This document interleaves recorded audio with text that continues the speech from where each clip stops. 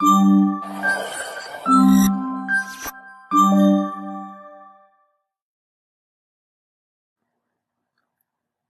Everyone and welcome to this channel.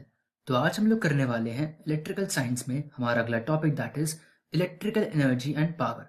तो बात करें हम लोग about electrical power, so the rate at which the work is done in bringing the charge particles from one point to another is known as electrical power, और it is defined as the rate of electrical energy supplied to maintain the flow of current through a conductor. अब बात करें हम लोग इसके फॉर्मूले की, so we know that power is going to be equal to work done divide by time, और work done को हम लोग डेल्टा यू भी लिख सकते हैं। अब यहाँ पर हमें पता होता है दैट वी जो कि हमारा पोटेंशियल डिफरेंस होता है that is also equal to W by Q, where W is the work done and Q is the charge. तो हम लोग डब्ल्यू को लिख सकते हैं वी इंटू क्यू।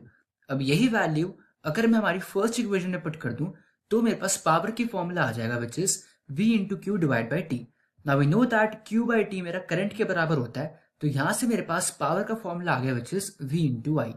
अब यहीं पे अगर मैं ओम्स लॉ अप्लाई करके V is equal to I R, V की वैल्यू ऐसे पुट कर दूं तो मेरे पास पावर का फॉर्मूला आ जाएगा which is I square are.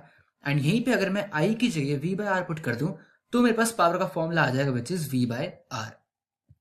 Now let us talk about electrical energy. So it is defined as the total work done in maintaining the current in a conductor by the voltage source. इसमें formula हमारा same ही रहेगा, that is power is equal to work done divide by time. बस यहाँ पे हमें work done यानी delta U निकालना है, तो उसका फॉर्मूला हो जाएगा which is power into time. अब यहाँ पर भी सेम हमें पावर का फॉर्मूला पता है विच इज वी आई, तो वही वैल्यू अगर मैं पुट कर दूं तो मेरे पास इलेक्ट्रिकल एनर्जी का फॉर्मूला आ जाएगा which is V I T. Now again if I put v is equal to I R तो मेरा फॉर्मूला बन जाएगा I square R into T. And यहीं पे अगर मैं i को v बाय आर पुट कर दूं तो मेरे पास फॉर्मूला आ जाएगा which is v square by R into T.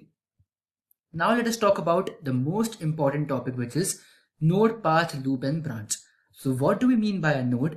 So when two or more elements are connected together, then the common point is called as the node. अब यहाँ पर हमारे पास nodes के दो टाइप होते हैं। The first one is simple node. So when two elements are connected together, then the common point is called as the simple node. And the other type is the principal node. So when more than two elements are connected together, then the common point is called as the principal node.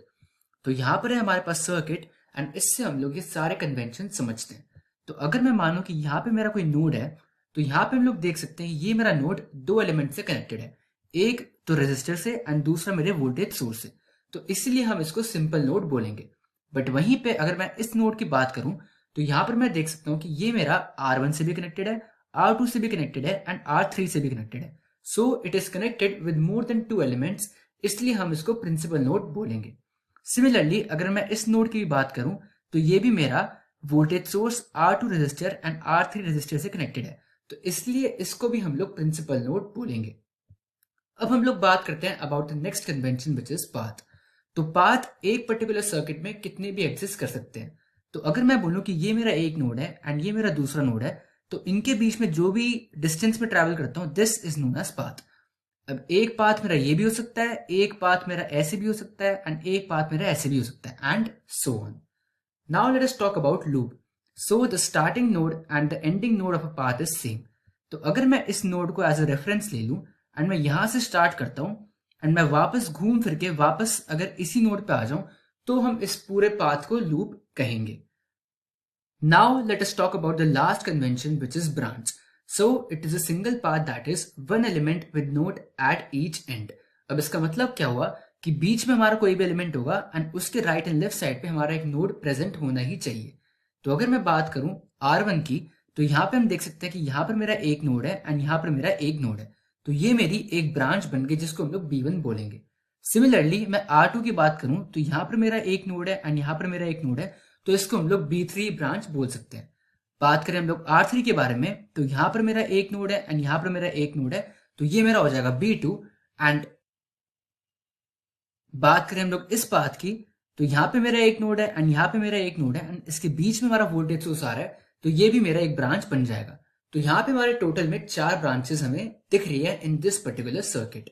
पर branch में एक और चीज आती है कि अगर हमारे पाथ में मोर देन वन एलिमेंट भी एग्जिस्ट करते हैं, बट अगर उनमें करंट हमारा सेम फ्लो हो रहा है, तो उसको भी हम लोग एक ही ब्रांच बोलेंगे। तो अगर मैं मान लूं कि यहाँ पे मेरा I1 करंट फ्लो कर रहा है एंड यहीं से मेरा I1 करंट निकल रहा है एंड हम देख सकते हैं कि यहाँ पे R1 और वोल्टेज यानी more than one element exist करता है, तो फिर भी हम लोग इसको एक ही ब्रांच इन टोटल माने। अब यहाँ पे हम लोग देख सकते हैं कि अगर हमारा कोई भी सिंपल नोड होता है तो उस केस में हमारा करंट डिवाइड नहीं होता, कि यहाँ पे हमारा I1 एंटर हुआ एंड यहाँ पे हमारा सिंपल नोड था एंड यहीं से I1 करंट बाहर निकल गया। बट यहीं पे अगर हमारा प्रिंसिपल नोड एग्जिस्ट करता है तो उस केस में हमारा करंट डिवीजन एग्जिस्ट करता है। तो जैसे हमारा I1 करंट यहाँ से फ्लो हो रहा था एंड यहाँ पे हमारा प्रिंसिपल नोड है, तो हम देख सकते हैं कि यहाँ से हमारे दो पाथ और बन रहे हैं, जिसकी वजह से हमारा I1 करंट I2 और I3 में डिवाइड हो जाएगा। So that was all for this video and I will see you in the next one.